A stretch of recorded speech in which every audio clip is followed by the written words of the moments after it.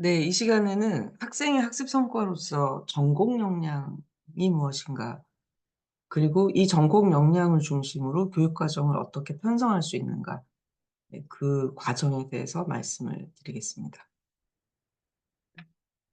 일단 전공 교육은요, 교양 교육에 비해서 생긴 지가 얼마 안 됐어요. 전공이라는 말을 처음 사용한 게 1877년 존스 홉킨스 대학. 그런데 존스 홉킨스 대학은 이제 미국 대학이고, 이 대학이 모델로 삼았던 것이 독일의 훔볼트 대학입니다. 그러니까 훔볼트 대학이 원래 연구를 중심으로 하는 대학으로 처음 만들어졌어요. 뭐 대학의 더 초기로 가면 11세기, 12세기에 볼로냐 대학, 파리 대학 이렇게 유럽 대학이죠. 근데 인제 훔볼트 대학이 19세기에 연구를 중심으로 하는 해야 된다, 인제 그런 어떤 훔볼트의 어떤 철학을 가지고 대학이 만들어졌고, 이것이 그대로 미국에 와서 존스 홉킨스 대학이 만들어지고 또 하버드 대학이 만들어져요. 그래서 하버드 대학에서도 마찬가지로 이 이제 훔볼트 모델이죠. 컨센트레이션이라는 과목을 둬 가지고 학생들이 여기저기 막 과목을 떠다니지 않게 집중 과목을 만든 거예요. 근데 이 집중 과목을 만들면서 어디에 집중할 것인가 이렇게 했을 때 사회적인 일, 일을 중심으로 과목들을 추천 과목처럼 만들었다 이거죠. 이게 인제 결국 산업화 과정에서 대학이 그 산업의 전문 인력을 좀 배출을 해 줘야 되는 이런 요구하고 맞물린 거죠. 그래서 지금 생각하면 '전공 교육이 대학 교육의 대부분이다.'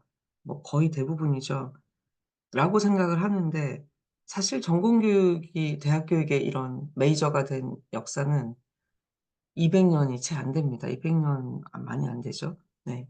어쨌거나 지금은 전공 교육이 예 거의 중심입니다. 그런데 뭐 지금 또 자유전공 뭐 이러면서 또 다른 또 시도들이 있죠.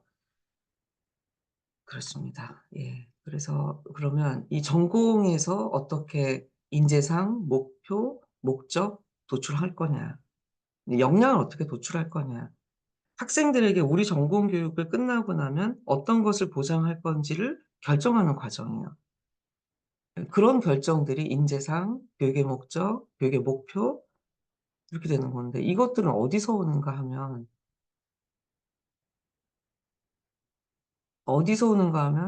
이 도출의 근거 여기에 있죠.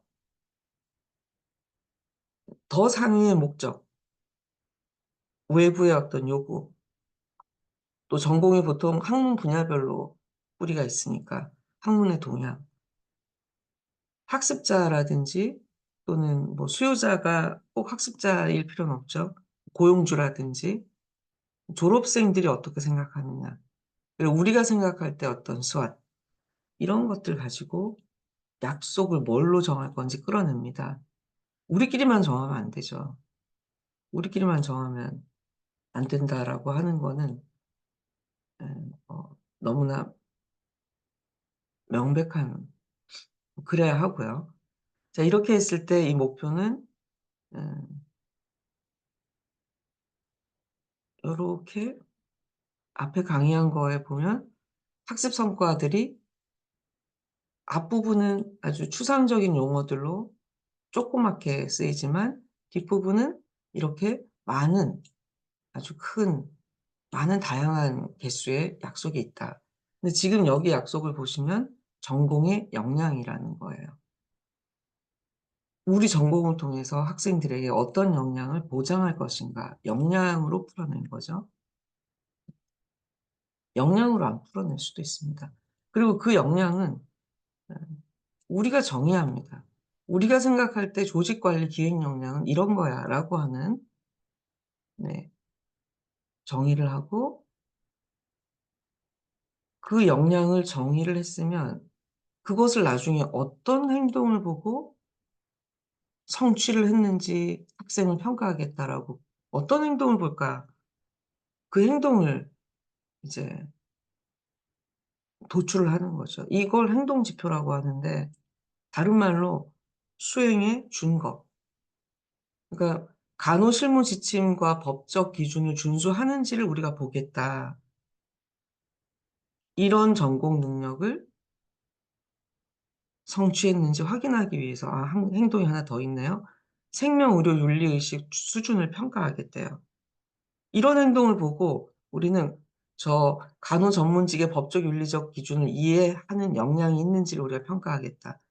그런데 이런 역량들, 이런 행동들은 어떤 걸 알아야 되나? 네, 어떤 지식을 알아야 되고, 어떤 기술이 있어야 되고, 어떤 태도가 있어야 되나? 그게 KSA예요. 근데 KSA가 있다고 해서 다 이게 그대로 되는 건 아니죠. KSA는 네, knowledge, skill, attitude입니다. 이거는 따로따로입니다. 이거를 묶어가지고 통합적으로 적용을 해볼 때 이 행동 지표 혹은 수행의 준거가 어, 그 학생이 자기 게 됐는지 우리는 확인할 수 있어요. 근데 이 KSA를 왜 빼냐? 우리가 강의를 해야 되죠. 어떤 건 날리지고 학생은 묶어서 해야 되지만 우리는 따로따로 알고 있어야 돼요. 그래서 어떤 지식을 필요로 하는지, 어떤 기술이 모자라는지, 어떤 태도가 있는지 없는지 가르치는 사람은 이게 분리가 돼 있어야 됩니다. 배우는 사람은, 네. 배우는 사람은 네, 할 줄 알면 되지 굳이 이걸 다 따로따로 네, 알면 좋죠. 네. 그래서 그거를 한 번에 쭉 나열을 한 게 전공의 역량, 수행의 준거, 그리고 그것을 위해서 어떤 KSA가 있어야 되나? 예, 앞에 거하고 똑같은 내용이네요. 좀 더 가겠습니다. 이렇게 해서 각 전공마다 음, 역량하고 행동 지표를 타당화하는 거를 연구물도 엄청 많죠. 노인 요양시설 관리자 역량, 네, 그렇게 해서 이렇게 진단 도구를 만들고 이 진단 도구가 다 평가 도구입니다. 중등교사 역량, 행동 지표, 그리고 전공 역량을 정할 때 그 하버드가 컨센트레이션 과목을 만들 때 사회적인 일을 중심으로 컨센트레이션 과목을 분류했듯이 보통 전공 역량은 이 전공 교육을 통해서 어떤 일을 할 수 있는가. 그래서 주로 이제 전공과 관련된 직무와 관련된 역량들이 많아요. 그래서 전공 직무 능력 이런 용어를 쓰는 학교들도 있는 거예요.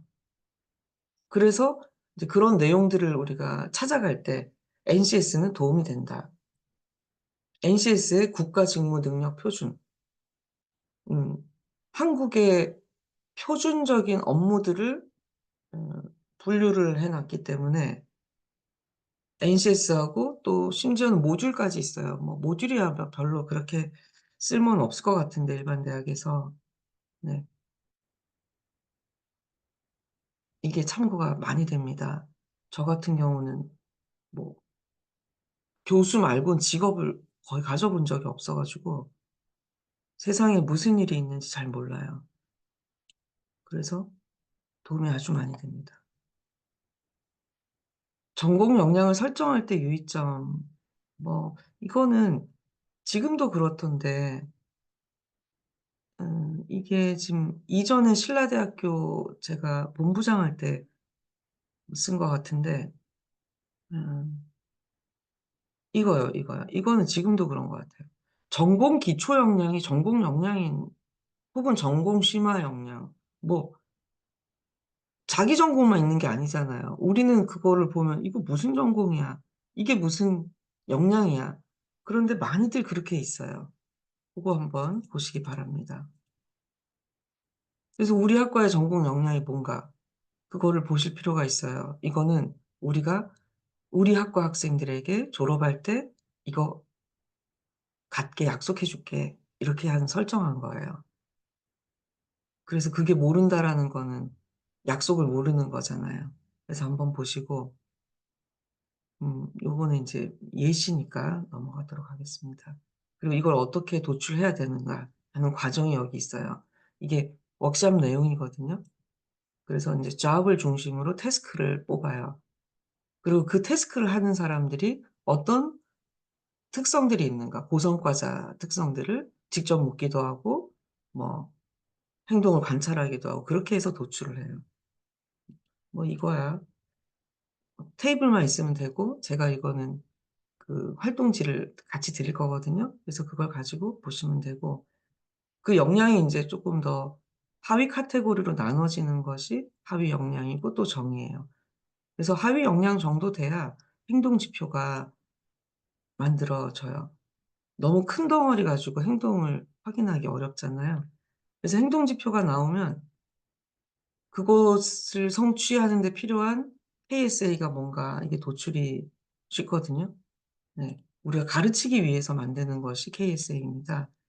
그걸 만들었으면 이 KSA를 어떤 과목이나 어떤 비교과에서 만들 건가를 우리가 네 뭐 이렇게, 이렇게, 이렇게 연결하는 거죠 이렇게.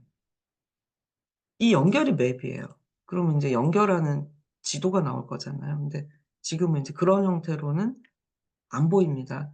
그래서 역량 매핑이라고 하는 거가 인제 여기 역량이 나오면 이 밑에 역량 밑에 매핑이 네 밑에 나올 겁니다. 그렇게 해서 표로 다 매핑이 완성이 되면 요런 형태죠. 위에는 컴피턴시가 있습니다. 그리고 왼쪽에는 교과목들이 있어요. 각각의 과목들이 어떤 컴피턴시를 얼마만큼 서브할 거냐 이게 지도입니다.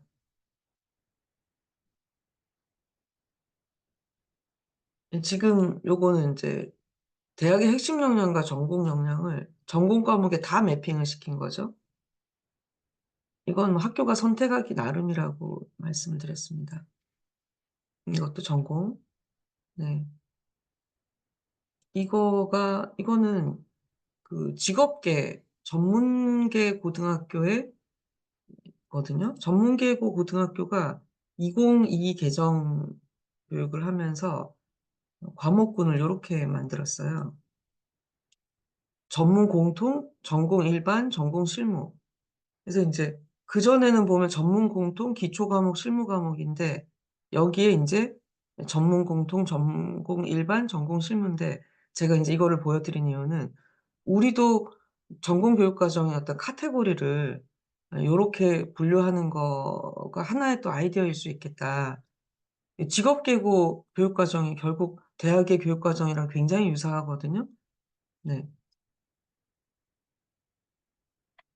그래서 뭐 고런 아이디어에 좀 도움이 되실까 해서 가져왔고 이 아까 교양교육에서 얘기했던 교과목 개요서, 과목 지시서라고 말씀을 드렸던 게 전공에 오면 인제 훨씬 더 디테일해져요.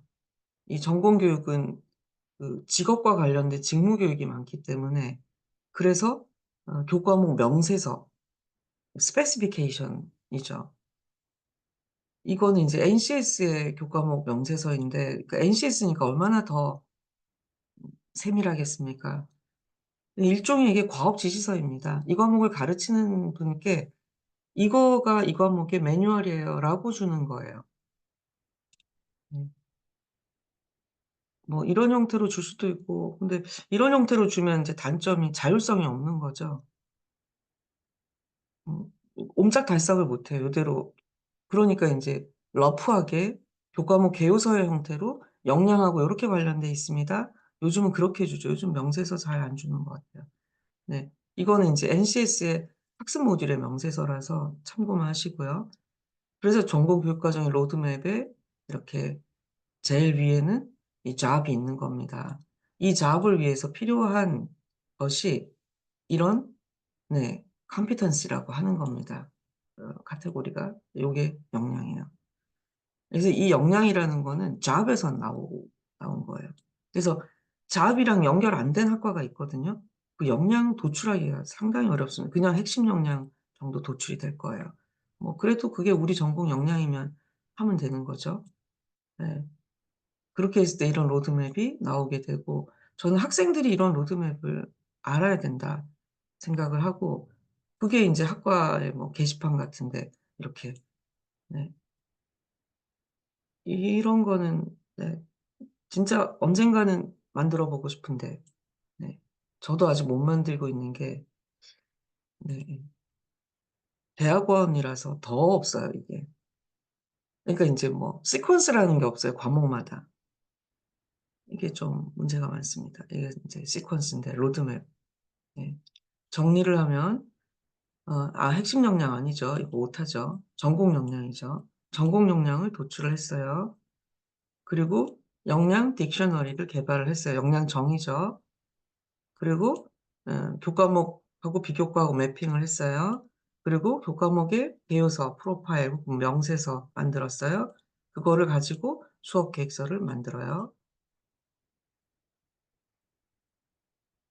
네. 여기서 한번 끊어 가도록 하겠습니다. 끊지 말게요. 그냥 할게요. 음 이제 역량 기반에서 학생의 학습 성과 관리하고 운영을 어떻게 할 거냐. 이거는 학습 성과 자체도 중요해요. 그러니까 핵심 역량도 학습 성과고 전공 역량도 학습 성과잖아요. 그것들도 관리가 돼야 돼요. 얼마 만에 한 번씩 바꿔야 되나? 그거가 인제 학습 성과 관리예요. 이거 이대로 성과를 계속 똑같은 걸 가져가야 되나? 변경해야 되나? 변경할 때 됐나? 학습 성과를 진단하는 진단 도구는 괜찮나? 다른 진단 도구를 좀 더 가져와서 복수로 또 해야 되나? 이게 인제 학습 성과를 관리하고 운영하는 책인데 이전에는 성과 관리를 별로 안 했어요, 대학교가. 그냥 공부 가르치고 나서 졸업하면 땡. 근데 지금은 학생이 어떻게 잘 학습을 성과하고 있고 또 뭐 어떤 거는 부족하고 어떤 건 잘 되고 그다음에 또 뭐 역량을 바꾸고 역량의 진단 도구를 만들고 없던 업무가 생겨난 거예요. 이 업무를 누가 하느냐 하면 어떤 학교는 IR 센터가 하고요. 어떤 학교는 혁신원이 하고요. 어떤 학교는 또 뭐 하여튼 누군가는 해요. 그래서 많은 분들이 "이거 뭐 학교도 작은데 뭐 자꾸만 신설 조직이 생겨." 하는데 새로운 일이 생겨서 이걸 할 사람이 없어서인 거예요. 사실은 뭐 기존에 누가 해도 되죠. 근데 너무나 인제 복잡하고 약간 R&D 기반의 이런 일이어 가지고 주로 교육학을 전공한 사람들이 근무하는 부서가 뭐 혁신원 뭐 요런 데입니다. 그래서 이게 아주 공부를 많이 해야 돼요, 이거 하려면. 학습 성과의 관리 체계라는 것도 이전에 별로 생각하지 않았던 겁니다. 그래서 교육의 성과 분석 환류를 누가 할 것이냐. 기존의 기획처에서는 요렇게 원래 합니다. 발전 계획을 수립하고 발전 계획에 따라 가지고 학습 대학의 성과가 있고 그거를 성과 지표를 가지고 관리를 해요. 근데 거기에 교육의 성과만 따로 떼 가지고 지금 요런 부서에서 하는 거예요. 예. 너무나 인제 교육의 과정에서 많은 데이터들이 나오고 많은 측정의 어떤 결과가 나오기 때문에 그런 에비던스죠. 그러니까 그 데이터를 기반으로 교육의 정책을 입안하고 이거를 기획처에서 다 커버하기 힘들다라는 거죠. 그러다 보니 이 업무를 떼 가지고 어떤 음 뭐 독립부서를 만들어 가지고 지금은 대부분 다 독립부서가 만들어져 있습니다. 그래서 그 독립부서에서 인제 이런 것들을 합니다. 예. 핵심 역량을 다시 만들고 핵심 역량을 어떻게 진단할 건가? 이것을 우리가 핵심 역량으로 해도 될 건가? 이런 절차를 뭐 위원회를 통해서 하든 거기에서 하든 용역을 줘서 하든 뭐 그렇습니다. 음 네. 이거가 인제 역량 기반의 계획을 어떻게 수립해서 성과 관리 체계가 되겠습니다. 요거는 뭐 그리고 비교과 교육과정도 마찬가지로 목표에 부합하는 얼라이먼트 되어야 하는 게 당연하겠죠. 근데 따지고 보면 교과보다 비교과가 훨씬 다양하고 양도 많습니다. 제가 본부장 할 때 어 비교과 편람을 만들었는데요. 입학자 편람보다 한 3 배로 두꺼웠어요. 이 입학자 교육과정 있잖아요. 학생들 수강 신청할 때 주는 교육과정 편람. 그거를 비교과를 만들었거든요. 네. 뭐 쪼끔 인제 뭐 내용은 상세했죠. 뭐 교과목 이름만 달랑달랑 들어간 게 아니고 뭐 언제쯤 하고 이건 어느 부서에서 하고 이거는 무슨 역량과 관련되고 이런 거를 책을 한 400페이지 됐던 것 같아요. 뭐 교양에도 있고 전공에도 있고 부서에도 있고. 그래서 인제 비교과를 쫙 한번 이렇게 정리를 했는데, 여튼 비교과 교육과정은 무시할 게 못 됩니다. 아주 중요합니다. 왜 아주 중요하냐면, 이것은 그야말로 엑스트라 커리큘럼인데 또 코어 커리큘럼이기도 합니다. 교과와 비교과가 연결되는 접점. 그래서 이게 non classroom activity라고도 하고 crossover learning이라고도 해요. 왔다 갔다 하는 거죠. 이게 왜 좋냐? 플렉시블한 거죠. 전공 교육 과정은 엄청 이 그 바꾸기 힘듭니다. 1년 기다려야 됩니다. 그리고 한번 해 놓으면 인제 그대로 일단은 4 년은 가야 돼요. 근데 비교과는 그렇지 않잖아요. 제가 인제 영 교육 과정을 얘기하면서 뒷페이지에 나오네요. 이 영 교육 과정, 학교가 필요한데 못 가르치는 게 있습니다 지금 교육 과정에 안 넣어 가지고. 그래서 제로거든요. 그래서 null 커리큘럼인데, 이 영 교육 과정이 많아질수록 학교가 당연히 외면받습니다. 필요한데 교육 과정에 안 넣어 주는 거예요. 그런 게 얼마나 많겠습니까? 학교에서 어떻게 다 가르칩니까? 이것들을 플렉시블하게 그때그때 처방을 해서 만들 수 있는 게 비교과 교육 과정입니다. 그리고 뭐 연고전, 고대는 고연전이라던데, 잠재적 교육 과정 이것도 엄청, 잠재적 교육 과정, 이 물밑에 있는 latent curriculum, 이 물밑에 잠겨져 있는 게 영향력이 훨씬 크지 않습니까? 이거가, 네, 공식적 교육 과정보다는 잠재적 교육 과정에서 어 학습되는 것이 훨씬 더 강력하고 교육적인 효과가 큽니다. 우리 학교에 뭐 어떤 그런 큰 행사 같은 거 있지 않습니까? 전통으로 내려오는 거. 이런 거가 비교과 교육 과정의 의의라고 볼 수가 있습니다. 그래서 비교과 교육 과정도 체계가 필요하죠. 그 체계를 이제 국가 수준 교육 과정은 뭐 이런 식으로 체계를 잡았어요. 자율봉사 진로 동아리. 2022에서 인제 다시 예 뭘 묶었어요. 뭐를 묶었나? 음 진로 동 네, 봉사를, 예, 봉사활동을 동아리하고 진로에 인제 구조를 더 간단하게 했네요. 뭐 이런 구조가 대학은 뭐가 있나 하는 걸 생각을 해 보시면, 그래서 제가 비교과 편람을 만들면서 전공 비교과, 교양 비교과, 또 뭐 부서에서 하는 비교과, 뭐 이렇게도 분류를 해 보고, 그리고 또 역량별로 소통 비교과, 뭐 무슨 핵심 역량 중에 뭐 6 가지였거든요. 그 역량별로도 비교과를 분류하기도 하고 그렇게 했어요. 근데 네, 비교과 교육 과정의 체계를 한번 고민을 해 보시면 목표별로, 역량별이죠. 내용의 유형별로, 음 혹은 형식별로도 할 수 있겠죠. 이거는 워크숍이냐 아니면 단기 특강이냐 뭐 동아리 활동이냐. 그리고 비교과 자체에도 목표가 있어야 돼요. 이 비교과들을 다 묶었을 때 얘들은 목표가, 네, 보통 대학의 목표하고 거의 유사하겠죠. 네, 성과 기반 교육으로 변화의 의미는 너무 많이 말해서 넘어가도록 하겠습니다. 이거는 뭐 복습이네요. 학습 성과의 체계, 네, 말씀을 드렸고, 개선 완료 요것도 말씀드렸습니다. 그렇게 했을 때 성과 기반 교육의 질개선 체계가 이렇게 뱅글뱅글 잘 돌아야 된다. 터지지 않아야 된다. 그래서 클로즈드 루프가 돼야 된다. 역량 기반 교육의 패러다임으로 변화하는 거는, 네, 이제 목표가 컴피턴시로 올라가고, 그래서 방법도 인티그레이티브 러닝 익스피리언스가 되고, 이제 그래서 평가도 데몬스트레이션 하고, 이제 역량 기반 교육의 패러다임은 하나씩 하나씩 다 어려워지는 거, 더 깊어지는 거라고 말씀을 드렸고요. 그래서 교수법도 PBL 뭐 이런 퍼포먼스를 지향하는 교수법들이 많이 연수되었다. 하지만 러닝을 목표로 하는 그런 교과목은 여전히 있으면 우리가 강의는 잘해야 된다. 네. 그래서 역량 기반 교육은 한마디로 깊이 있는 학습이다.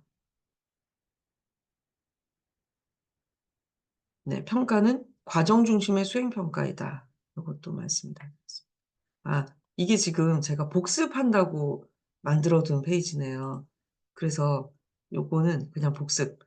예. 핵심 역량의 교양 교육 과정이면 핵심 역량 도출해서 역량 사전 만들고 교양 과목하고 비교과하고 매핑하고 아.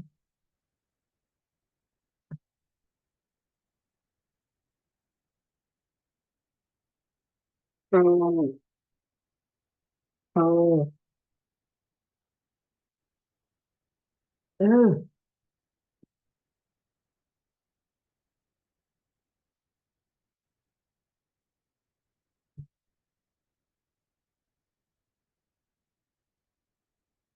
입니다.